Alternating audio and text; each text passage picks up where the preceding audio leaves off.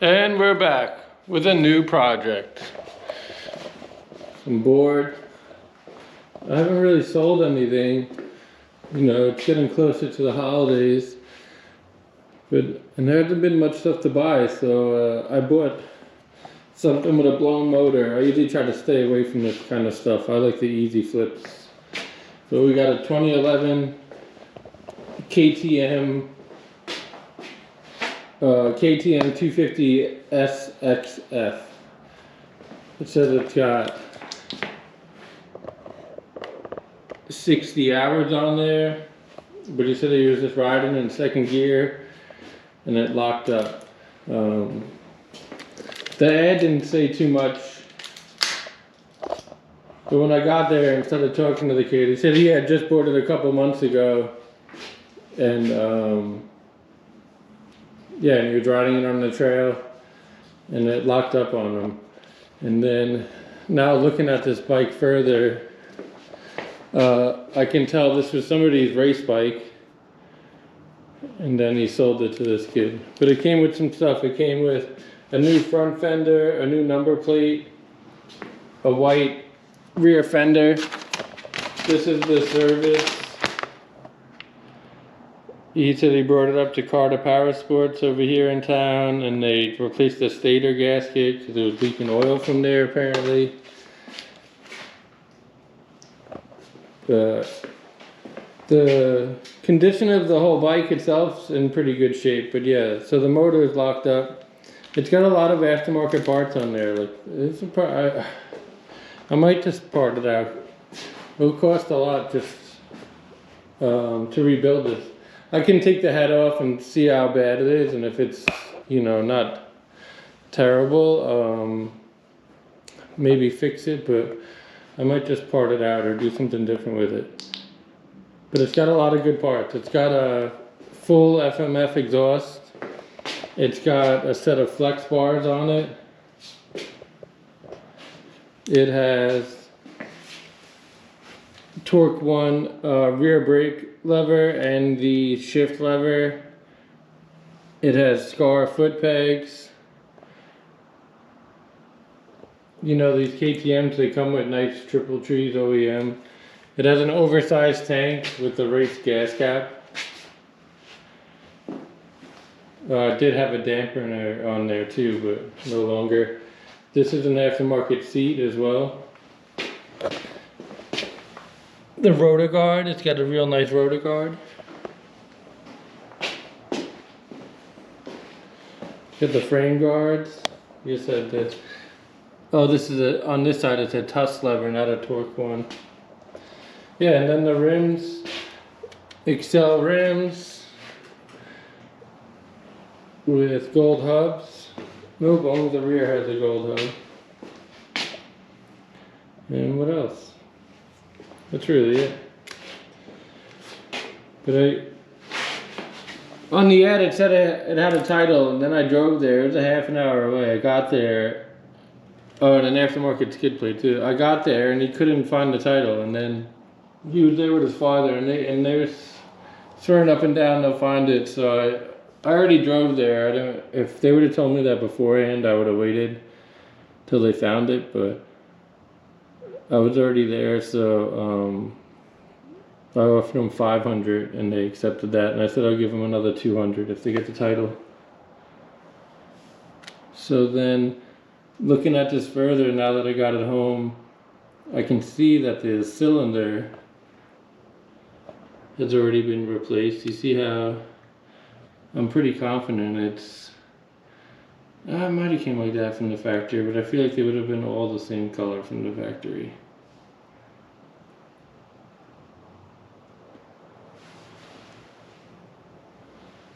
But yeah, it doesn't look terrible. I don't know. I'll have to pop that head off and see how bad it is. What else did I notice? I thought it might have been leaking coolant, seeing all this on the side, but that must have been just spilling gas with that gas cap or something. Because I opened the radiator cap and it had fluid in there.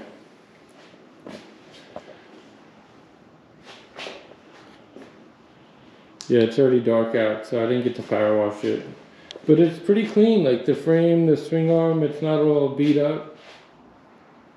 Definitely a good looking bike. I think just from the flex bar as the exhaust and the seat, you know, I'd be able to get my money back.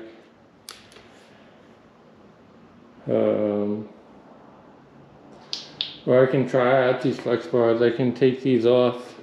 I have a set of OEM KTM bars. I think these are from that Super Duke, but they'll fit on here. Then see if I like these. If I like these flex bars. Man, I feel kind of weird how to move around like that. Interesting. What do you think? Would you fix it or part it out? I guess we gotta open it up and see the damage before we make any real decisions. Yeah, it's 60 hours. I mean, you would think hopefully it's something stupid, and that you didn't have to rebuild the whole motor, but a lot of time with these 4-strokes, when something locks up, it usually hurts everything. I don't know. But I think I would want to power wash it, clean it up before I take it apart. But yeah, I wish I can find some other easy ones, like just clean the tank and get them running, but they've been slim pickings lately. I'm still wrestling with this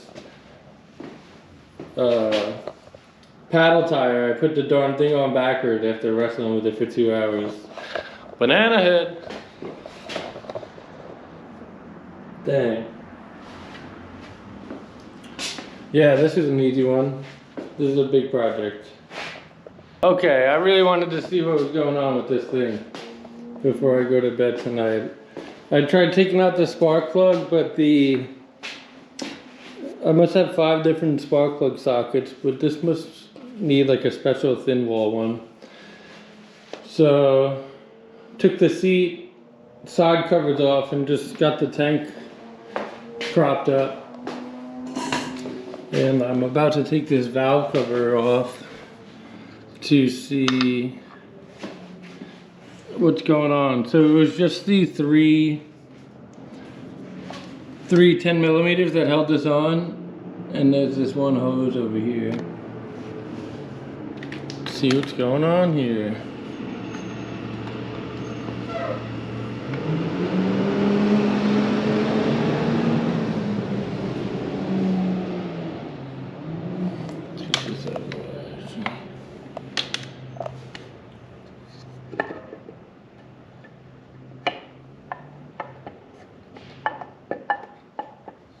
Huh.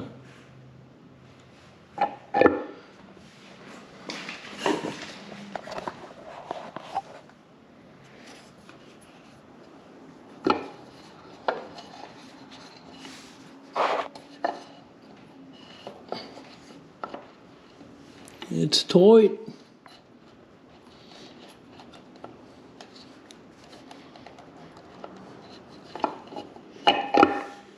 Maybe I take that head stay bracket off to get it out. Okay, I got that valve cover off.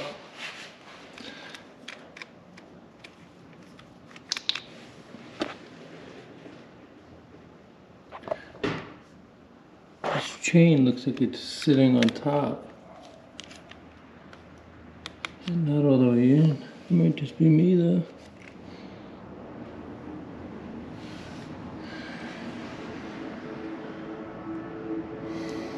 Oh yeah, this thing's definitely been apart once before. I see, can you see that in there? You can see the head bolts have tool markings on them. So what I see of the step back cam tensioner. Oh, I see something down in there. What is that? Is that a piece of metal? Let's look on the other side.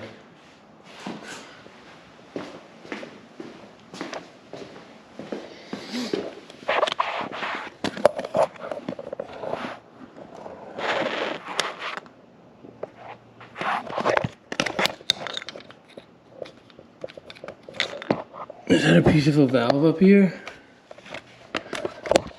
There's a loose part up here that's not a good sign. I don't have the tank off, it's full of gas, and I don't know how much, you see? I don't want to make a mess right now, it's late.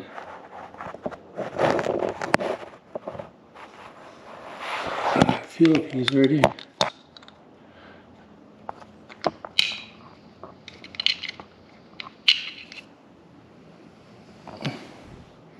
Well, that's not good. What is that a piece of?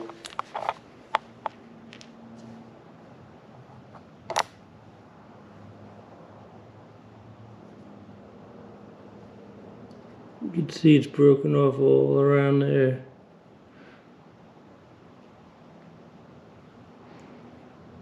Oh, this is probably like the top of the valve.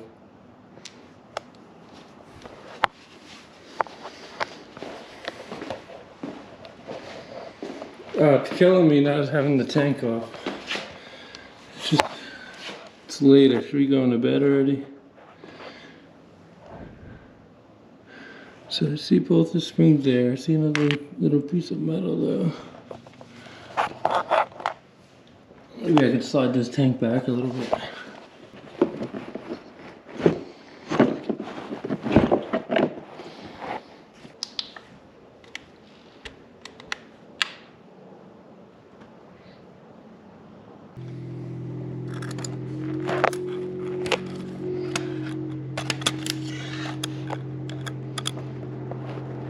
What's that? That's all blue and burnt looking there. Oh, it's one of the valves. Got hot, like there was spinning on it. Huh.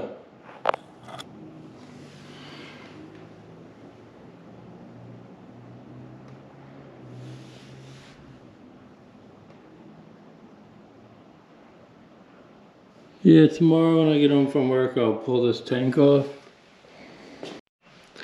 Yep, I let my boredom get the best of me yesterday by buying this KTM with the seized up motor.